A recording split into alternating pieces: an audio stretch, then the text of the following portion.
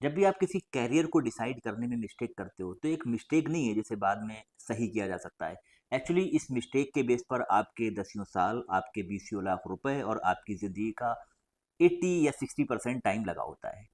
और उसे सेलेक्ट करने के लिए अगर हम छोटी-सी भी एक जूते की दुकान पे जूता खरीदने भी जाते हैं, तो हम उसको लेकर के बहुत कुछ जानकारी जुटाने की कोशिश करते हैं। लेकिन हमारे यहाँ करियर चुनने का बेसिक तरीका क्या है? मतलब जैसे ही आपने 10th किया, तो आपको बोला जाएगा कि आप साइंस ले लो, कॉमर्स ले लो, आर्ट ले लो।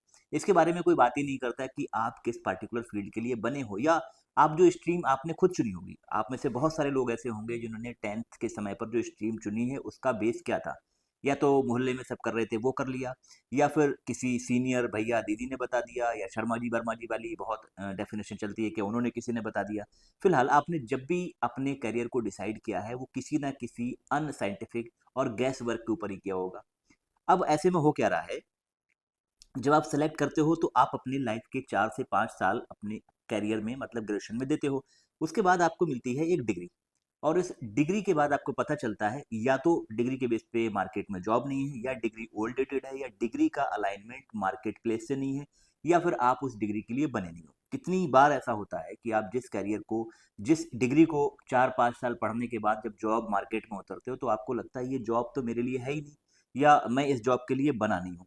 और मैं ये हवा में नहीं बोल रहा हूँ, जो स्किल इंडिया रिपोर्ट आती है गवर्नमेंट ऑफ इंडिया की हर साल की रिपोर्ट होती है। आप अगर जॉब ढूँढ रहे हो, आप वर्किंग हो या फिर आप अभी डिग्री कर रहे हो। इन सारी कंडीशन में आपको ये रिपोर्ट पढ़नी चाहिए, हर साल आती है। तो उस रिपोर्ट के हिसाब से वो बताते हैं कि हमारे देश में 60% जो इंजीनियर हैं वो अनएम्प्लॉयबल हैं। मतलब अगर कंपनी उन्हें चाहे भी तो जॉब नहीं दे सकती because they don't have the ability to do the work. जो काम के लिए वो चुना जाएगा, वो काम करने की उनके पास बेसिक स्किल्स नहीं है। अब ऐसा हो क्यों रहा है? एक बड़ा फैक्टर पहले से ही इसके बारे में बात चल रही थी। एक तो ये है कि जो हमारी एकेडमिक्स है, जो हमारी किताबें हैं और जो मार्केट में रियल टाइम पे जो काम हो रहा है, इन दोनों के बीच में अलायंस नहीं है। दोनों अलाइन नहीं करते। दूसरी चीज़ ये है आपने जो डिग्री ली है, आपने जो एजुकेशन करी है, उसका सबसे बड़ा इश्यू ये है कि जब आप मार्केट में पहुँच रहे हो तो जो आपकी इंटरेस्ट, पर्सनैलिटी, करियर वैल्यूज़ हैं, लर्निंग स्टाइल्स हैं वो और जो वो जॉब है, जिसमें आपको जाकर काम करना है, वो आपकी पर्सनैलिटी से मैच नहीं कर रही है।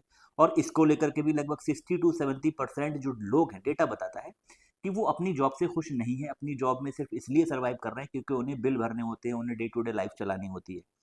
और इसके बाद होता क्या है कि अगर मान लो वो लोग जो जॉब डिग्री कर ली और जॉब में गए और उन्हें लगा कि मुझे जॉब नहीं पसंद आ रही है, फिर वो अपनी उस जो फेलियर कह लो या अपने से गिल्ट को पूरा करने के लिए या माँ-बाप भी उनको फिर सपोर्ट करते हैं कि आप किसी बड़ी नौकरी की तैयारी करो।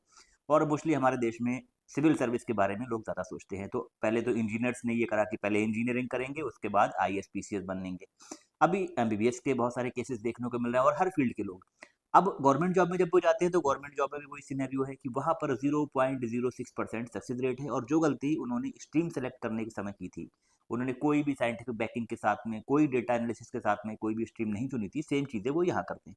बड़ी-बड़ी जो इंडस्ट्रीज़ हैं, कोचिंग इंडस्ट्री वहाँ जाकर के एडमिशन लेते हैं और अपने 5 से 7 साल और फिर यहाँ पर भी दसियों लाख रुपए फिर से वो बर्बाद करते हैं। और फिर उसके बाद उनका जो टाइम पहले लॉस हो चुका था, यहाँ पर फिर लॉस होता है। उनका मनी पहले लॉस हो चुका था, यहाँ पर फिर लॉस होता है।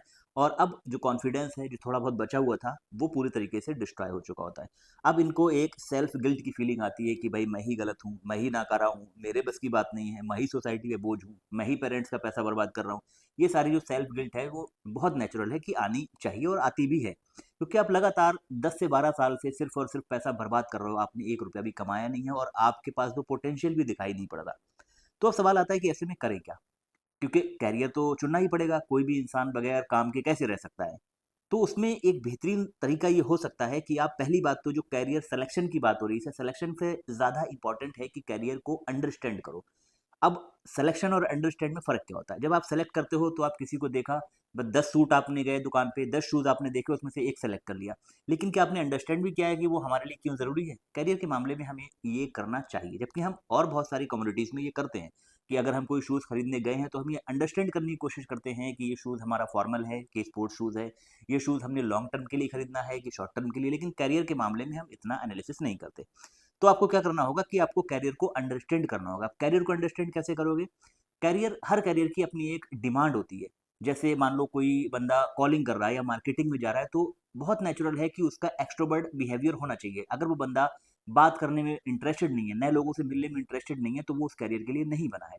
सेम चीज़ें आपको करनी है, आपकी अपनी पर्सनैलिटी को अंडरस्टैंड करना है, आपको अपनी पर्सनैलिटी के बारे में पता करना है, आपका इंटरेस्ट, आपकी स्ट्रेंथ, आपका एप्टीट्यूड, आपका लर्निंग स्टाइल, ये सारी चीज़ें आपको पता करनी है।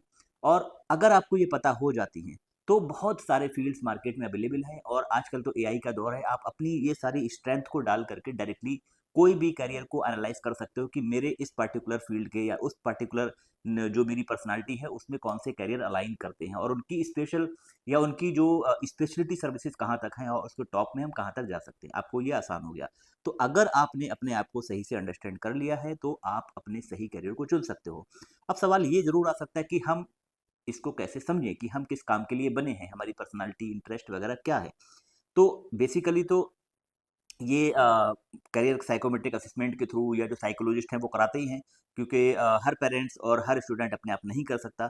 तो उसके लिए हम हर सैटरडे को एक अपना वेबिनार कंडक्ट करते हैं और ये वेबिनार फ्री ऑफ कॉस्ट होता है, जिसमें हम सिर्फ इन्हीं बातों पर कि क्या एआई का दौर चल रहा है, एआई के एडवेंट से या इन्वेंट से क्या चीज़ें हो रही हैं, कौन से मार्केट में सैचुरेशन आएगा, ये सारी चीज़ें बहुत डिटेल में हम उस पे बात करते हैं और जो फीडबैक है वो भी लेते हैं। तो हम हर सैटरडे को जो अपना वेबिनार करते हैं, लाइव वेबिनार होता है, इसमें 20 कैंडिडेट्स को अलाउ करते हैं, जिससे कि हम वन टू वन बात भी कर सकें।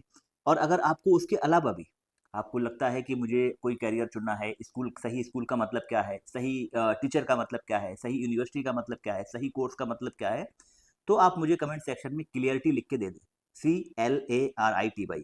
और आपको करियर जो क्लियरिटी की चेकलिस्ट है पूरी डिटेल में आपको दे दी जाएगी। बाकी अगर आपको ज्वाइन करना है तो कमेंट सेक्शन में लिंक दिए हुए हैं, आप हमारे वेबिनार को हर सैटरडे आपको वो वेबिनार मिलेगा, उसका टाइम कभी ऊपर नीचे होता है, तो हम फ्राइडे वाले दिन आपको स्पेशल मैसेज डाल देते हैं कि किस टाइम हम इस करने वाले हैं। ओके, सो अगर आपको और भी कोई सवाल इससे रिलेटेड है, क्योंकि करियर आपकी ज़िंदगी का 60 से 70% पोर्शन लेता है, तो आप जिस चीज़ में अपनी ज़िंदगी का 60% दे रहे हो, उसे ऐसे ही रैंडमली नहीं चुन सकते।